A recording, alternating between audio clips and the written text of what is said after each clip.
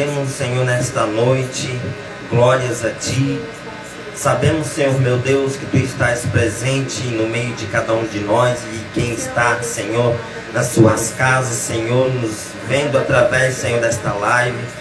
Te peço em nome do Senhor Jesus, vai de encontro, Senhor, com a Tua palavra em cada coração. Abençoa cada vida, cada casa, Senhor meu Deus. Entra em cada lar, Senhor. Vai abençoando, Senhor meu Deus, com Tuas mãos fortes, Senhor meu Deus, e poderosas, Senhor. Eu creio, Senhor meu Deus, que onde há a Tua presença, Senhor, há glória, Senhor, do Teu nome. Onde há, Senhor, a Tua presença, meu Deus, há cura, Senhor, para a honra e a glória, Senhor, do Teu nome, Senhor. Onde há a Tua presença, Senhor, meu Deus, eu creio, Senhor, que há libertação, Senhor, meu Deus, para a honra e glória, Senhor, do Teu nome, Senhor Jesus. Eu te peço em nome do Senhor Jesus, vem, Senhor, meu Deus, com Tua glória, Senhor, neste lugar e em cada casa, Senhor, meu Deus, que se faça, Senhor, meu Deus e meu Pai querido, Senhor, ser conhecido, Senhor, a Tua glória, não só aqui, Senhor, através desta live, Senhor, mas através deste mundo inteiro, Senhor, meu Deus, ao qual, Senhor, um dia Tu irás, Senhor, meu Deus, a julgar, Senhor, meu Deus e meu Pai querido. Estamos diante da Tua presença, Senhor, nesta noite, para Te glorificar e para Te adorar em nome do Senhor Jesus. Amém. Palavra de vida. Como todos sabem, a gente está vindo numa sequência de lives aprendendo sobre a graça, porque é uma realidade, muitas pessoas realmente não conseguem entender a graça salvadora de Jesus Cristo, a graça que Deus nos concede através do sacrifício de Jesus. Por que eu digo isso? Porque muitas pessoas ainda nos tempos de hoje, né, se afastam da igreja por serem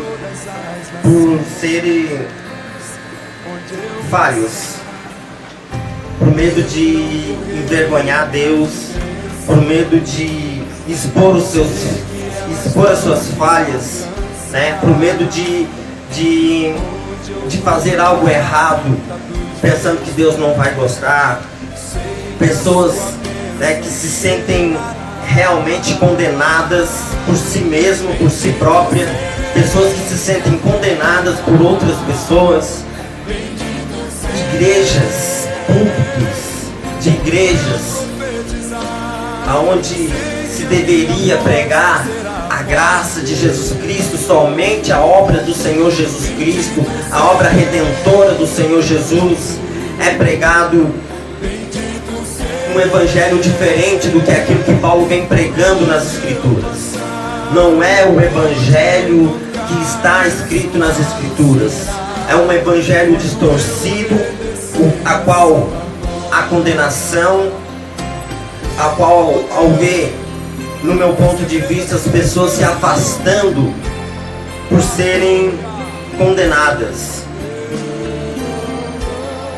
E Paulo prega muito sobre isso, principalmente para os judeus, porque os judeus, eles seguem até hoje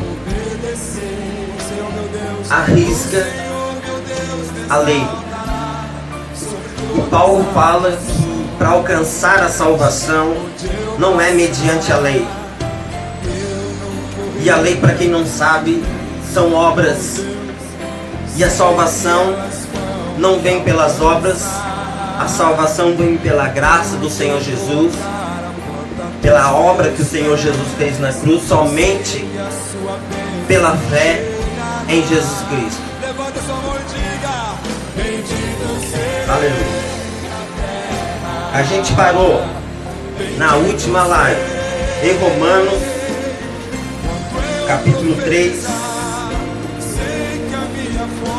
Em Romanos capítulo 3.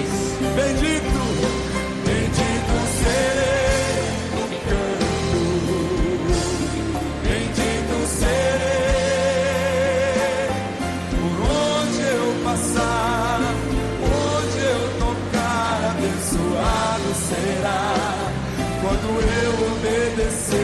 Romanos capítulo 3, versículo de número 9. A gente vai estar abrindo a nossa Bíblia ali.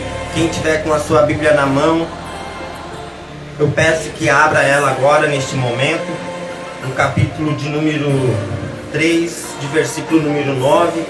Eu quero mostrar aqui o que Paulo diz sobre a nossa situação perante Deus, sobre a nossa situação perante o Senhor.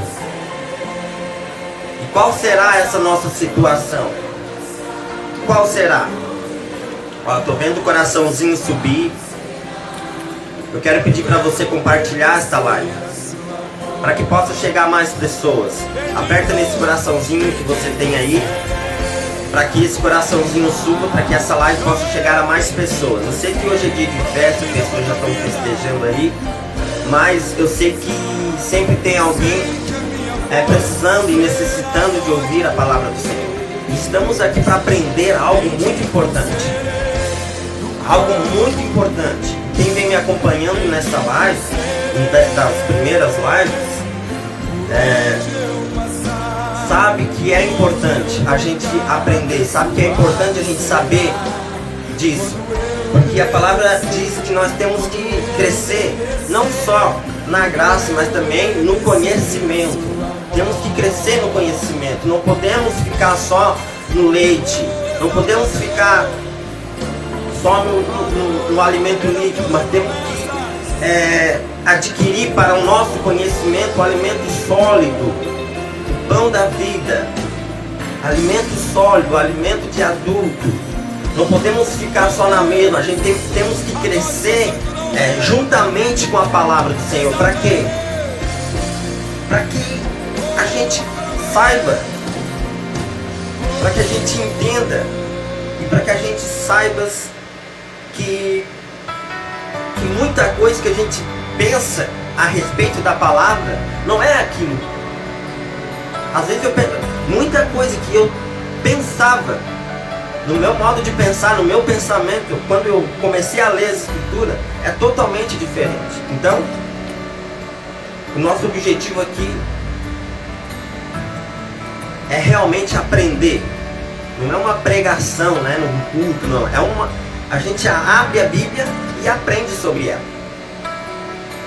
Então, se vocês abriram a Bíblia em Romanos, capítulo 9, capítulo 3, de versículo número 9. Então aqui, o que está acontecendo nesse capítulo? Se vocês acompanhar o livro de Romanos, se você ler o livro de Romanos, no versículo 3, no capítulo 3, Romanos está falando para o povo de Roma, para o pessoal que mora em Roma. E lá existem muitos judeus, e lá existiam muitos judeus. E Paulo está falando para os judeus que moravam lá. E ele diz: pois que somos nós mais excelentes? Por que ele está dizendo isso? Porque a lei foi dada aos judeus. Eles têm o privilégio. Jesus veio dos judeus. A palavra, a glória veio através dos judeus. Então eles têm o privilégio. Por isso ele diz, somos nós. Por quê? Porque ele também é judeu. Ele também é judeu. Por isso ele diz, somos nós, judeus.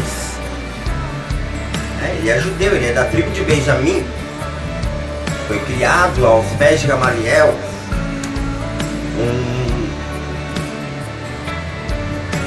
Um homem muito importante que ensinava. E Paulo foi criado aos pés de Gamaliel. E ele diz, somos nós mais excelentes, somos nós mais importantes só porque tivemos esta graça de ter a revelação da palavra? através de nós, somos nós mais excelentes? Aí ele começa dizendo. Então ele fez uma pergunta aqui. E ele diz, ele faz uma pergunta: somos nós mais excelentes, mais melhores? Depois ele diz: de maneira nenhuma.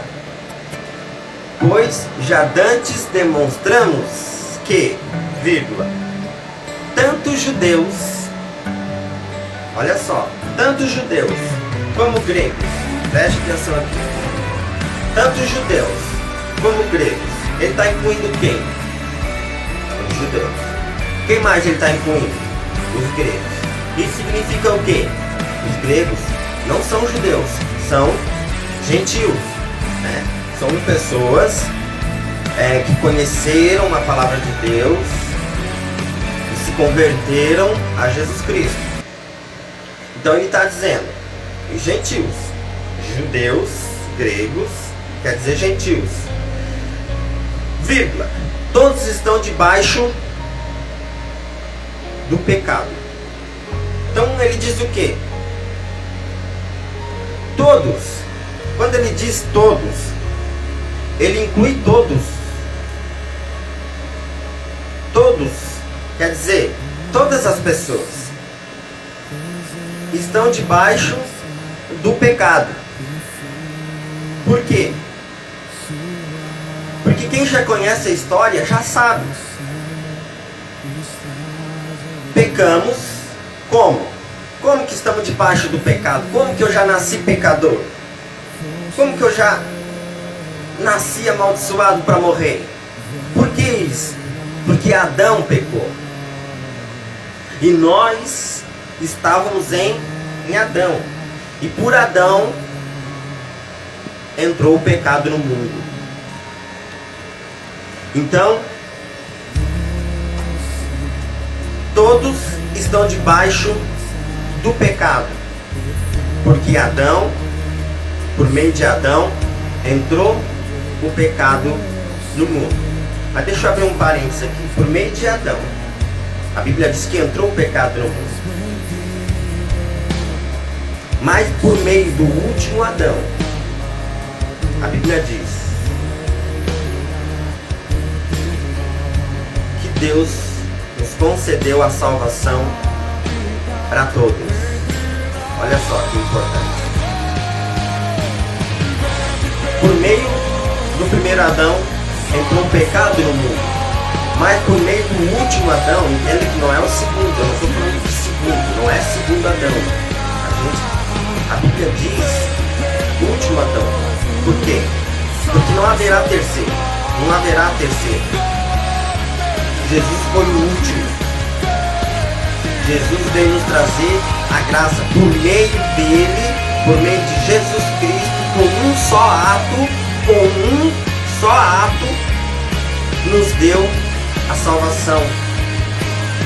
Com um só ato, Jesus deu a salvação a todos os que quiserem. Aleluia, isso é importante. Então vamos continuar.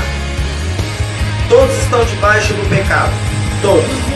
Não há ninguém que fique de fora. Todos estão debaixo do pecado. Como está escrito? Aí ele fala, por que ele diz como está escrito? Porque lá no Antigo Testamento está escrito, não há um justo. Isaías fala que a nossa justiça é como trapos de imundícia. Então, não há um justo. Nem sequer um. Mas não há um justo. O que significa justo? O que significa não há um justo? Significa ninguém é inocente. Perante Deus não há um justo. Isso quer dizer o quê? Que nós estamos diante de Deus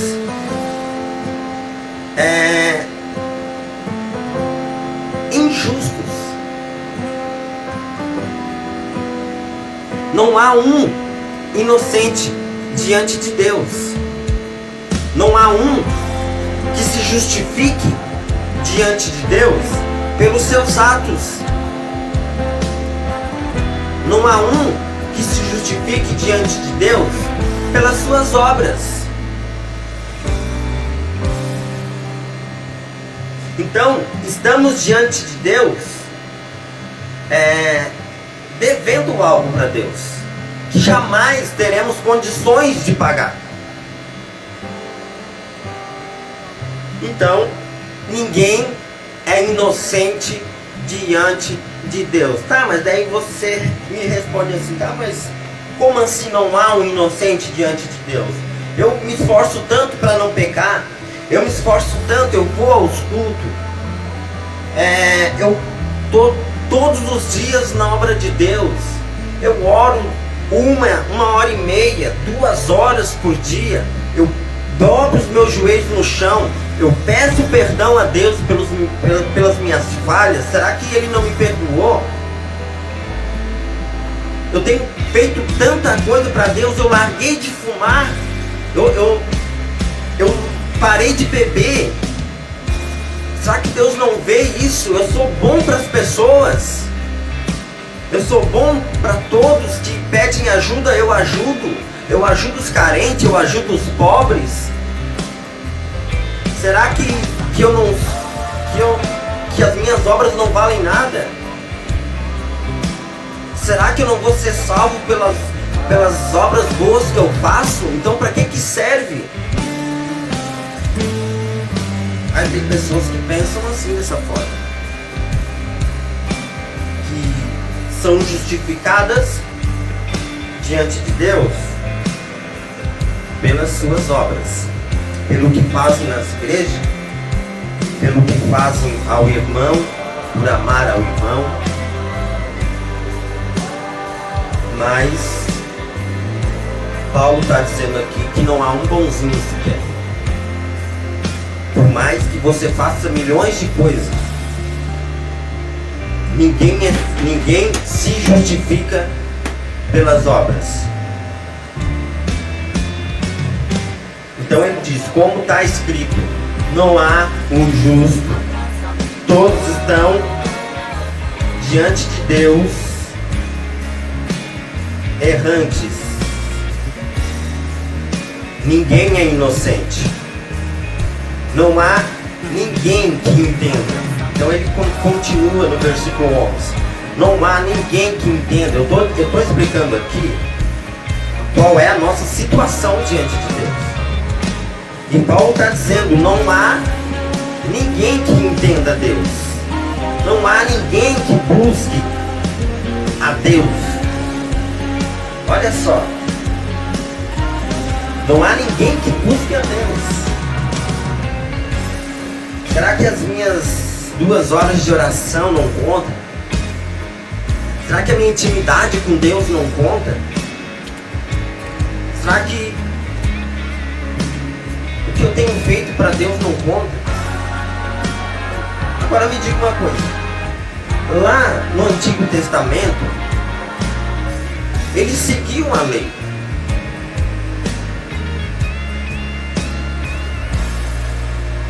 Mas eles não cumpriam a lei, porque ninguém cumpriu a lei. Eles seguiam a lei, mas não cumpriam. Porque se um deles tivesse cumprido a lei, entenda que Jesus não teria vindo, porque o único que cumpriu a lei foi Jesus. O único que cumpriu a lei foi Jesus. Agora entenda isso, se alguém lá no Antigo Testamento cumpre a lei, Jesus não teria vindo. E ninguém cumpriu a lei, porque todos são pecadores. Então, eu já ouvi pergunta de pessoas me dizendo, pô, mas para que então serve a lei? Para que tinha que seguir os 10 mandamentos e nem é os 10 mandamentos? 10 mandamentos é resumido, tá, numa lei de 613 leis. O que é 10? O 10 para Deus significa um todo. É todo, né? E resumindo isso, Deus resumiu as 613 leis que está lá escrita e resumiu nesses 10 mandamentos. Tem gente que não sabe nem os 10 mandamentos, quanto mais 613 mandamentos. Então ninguém cumpriu a lei. Então, mas se ninguém cumpriu a lei, para que ela serviu de testemunho de Jesus? A lei serviu para mostrar para a humanidade o quanto a humanidade é horrível, o quanto a humanidade é falha.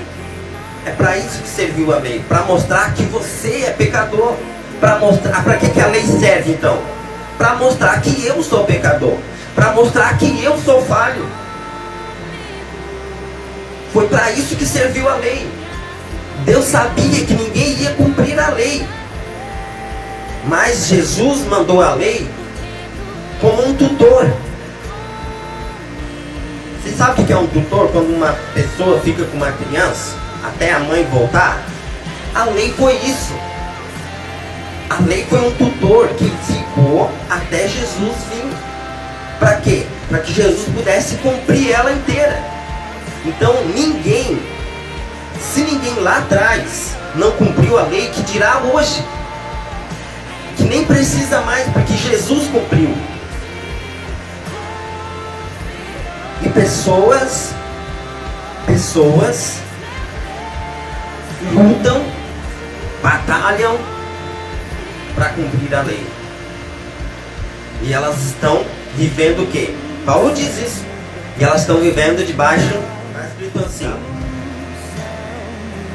Depois eu vou postar essa live aqui no YouTube e vou colocar o versículo para vocês verem. E agora eu não me lembro de cabeça. Mas está dizendo assim, ó: todo aquele que não cumprir a lei seja amaldiçoado. E tem gente hoje em dia que procura cumprir a lei, está debaixo da lei. Mas como assim? Tem que ter lei, tudo para ele é lei. E se não cumprir a lei, está onde? Está no inferno.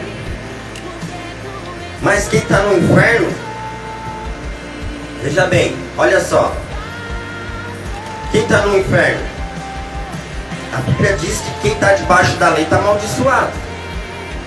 Isso não sou eu que estou dizendo, é a Bíblia que está dizendo. Então quem vive na lei está amaldiçoado. Por que está amaldiçoado? Porque não consegue cumprir. E outra, Jesus já cumpriu, não tem mais por que ficar debaixo da lei.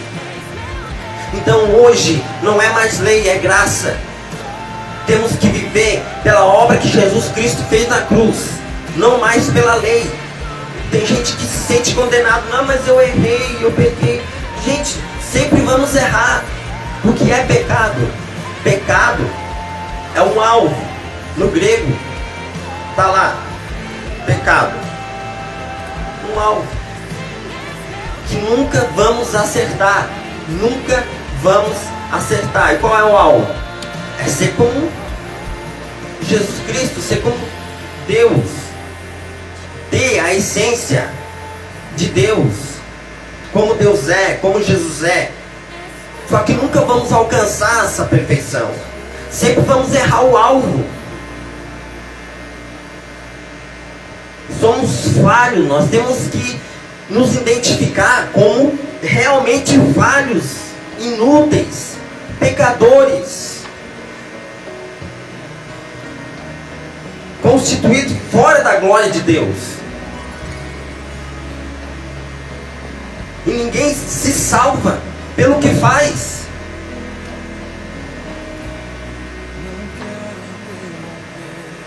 Ah, mas eu oro 3, 4 horas por dia, eu sei que Jesus vai se agradar. Jesus não aceita ninguém pelas obras. Deus aceita pela fé. Aí tem pessoas que me disseram: mas então para que orar? Você ora para ter intimidade com Deus.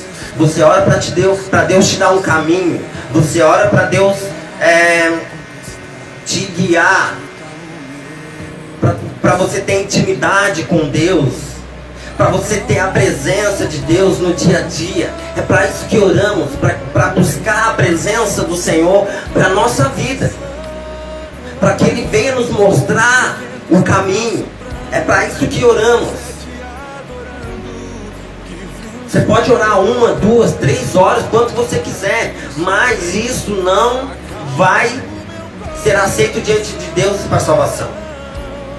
Mas eu pago o dízimo todo mês certinho na igreja. Não vai ser salvo por isso. Você não vai comprar Deus com dízimo. Você não vai comprar Deus através de oração. Você não vai comprar Deus sendo bonzinho. Não vai. É somente, exclusivamente pela fé. É pela fé. É pela fé em Cristo Jesus. Não é pelas obras. É pela fé. No versículo 12 está dizendo assim: todos se extraviaram e juntamente se fizeram inúteis. Olha bem, Paulo dizendo a nossa situação diante de Deus. Não há quem faça o bem, não há um só. A sua garganta é um sepulcro aberto, com a sua língua, com as suas línguas tratam enganosamente.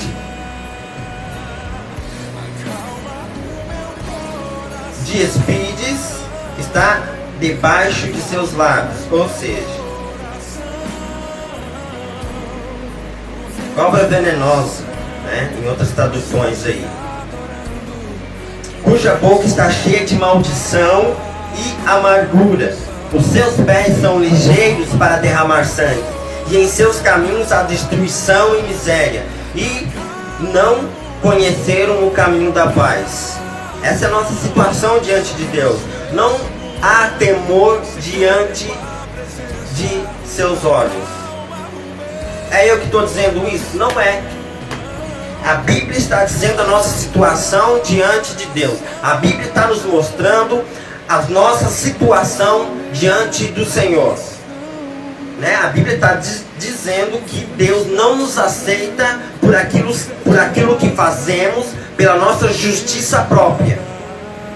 Agora vem a boa notícia. Agora eu cheguei aonde eu queria chegar. No mesmo capítulo, no versículo 21.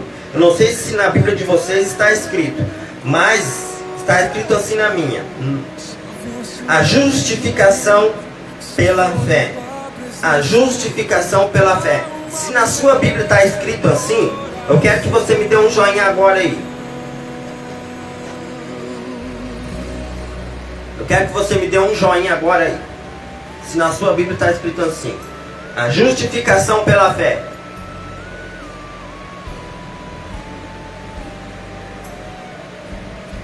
Aí o Beto entrou. Paz do Senhor, irmão.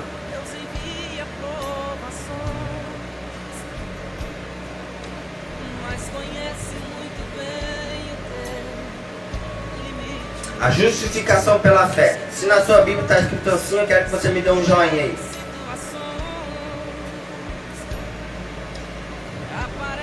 Daqui um pouquinho eu já quero chamar minha esposa para a gente já estar louvando.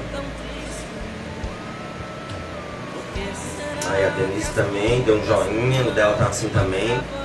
Então, não está dizendo que a justificação é pelas obras. Está dizendo que a justificação é pela fé. Agora, no versículo 21, está escrito como que Deus nos aceita. Olha só que maravilha. Nos versículos acima, Deus está mostrando a nossa situação diante de Deus. Agora, nesse versículo abaixo aqui, no versículo 21, Paulo vai mostrar como que Deus nos aceita.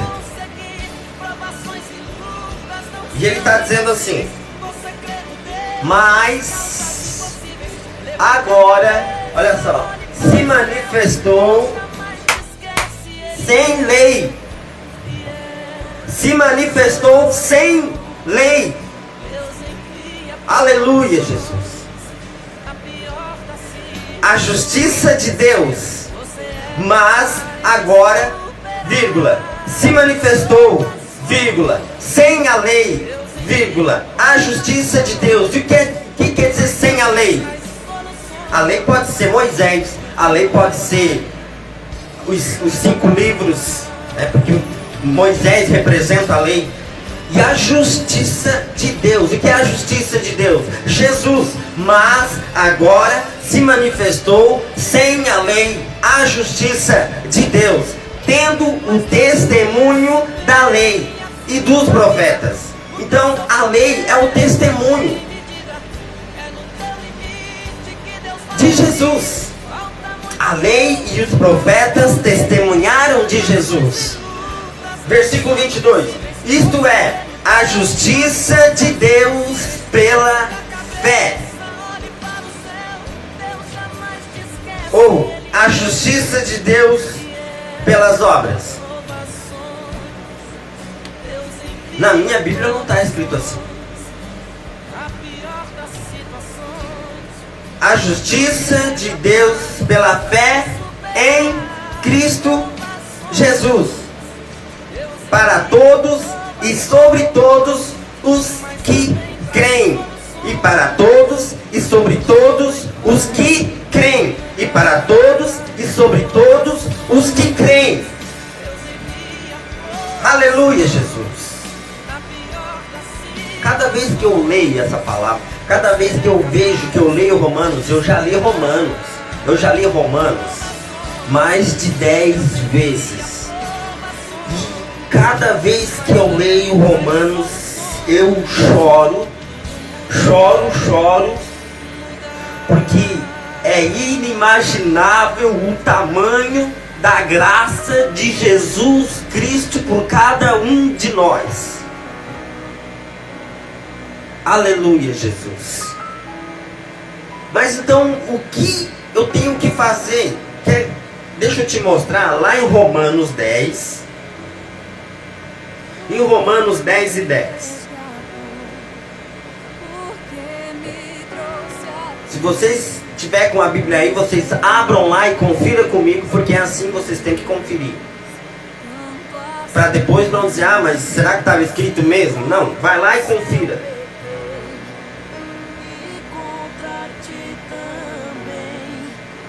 Está escrito assim. Eu vou ler esse versículo e já quero chamar a minha esposa aqui para a gente louvar o nome do Senhor. E a gente vai continuando, na próxima live a gente vai entrando mais a fundo nesse assunto. Está escrito assim. Eu vou ler uma tradução aqui, depois eu vou ler outra. Por quê? Com o coração se crê. Ele está mostrando para nós, Paulo está mostrando aqui,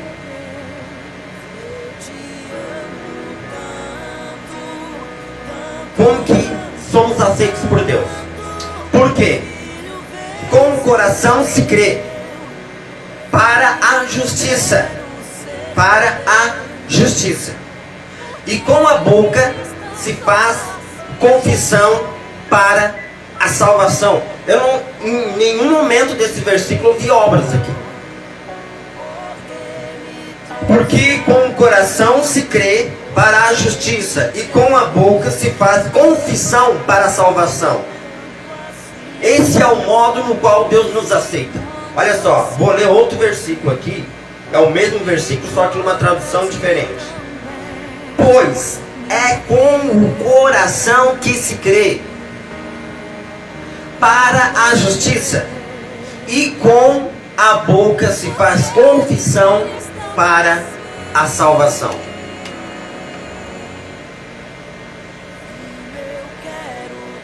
Então, como assim? Eu tenho que crer? Claro, você tem que crer. Primeiro você tem que crer, porque não tem como você se arrepender das coisas que você fez se você não conhece a palavra. Será que o ladrão, o ladrão da cruz, ele se arrependeu primeiro? Porque assim, ó, o que é se arrepender? Se arrepender é mudar de caminho. Será que tinha tempo para ele descer da cruz e mudar o seu caminho? O que aconteceu lá? Ele creu. Então, o ladrão da cruz foi salvo porque ele creu. Ele creu. Então a gente vai começar a louvar o Senhor mais uma vez. Depois, na próxima quinta-feira, a gente vai estar falando desse mesmo assunto. Irmãos, a graça do Senhor Jesus é muito grande. Então, esteja comigo na próxima quinta-feira, para a gente aprender e ir a fundo sobre esse assunto. Amém? Glória a Deus. A gente vai estar louvando com o hino. Eu já quero agradecer aqui a todos que entraram, a todos que ficaram até o final. Que Deus abençoe grandemente a sua casa, a sua vida, o seu trabalho, a sua família, e que esteja aqui na próxima quinta-feira. Estamos esperando vocês, cada um de vocês. Estamos orando por vocês, a cada um que está entrando na live, estamos orando por cada um de vocês.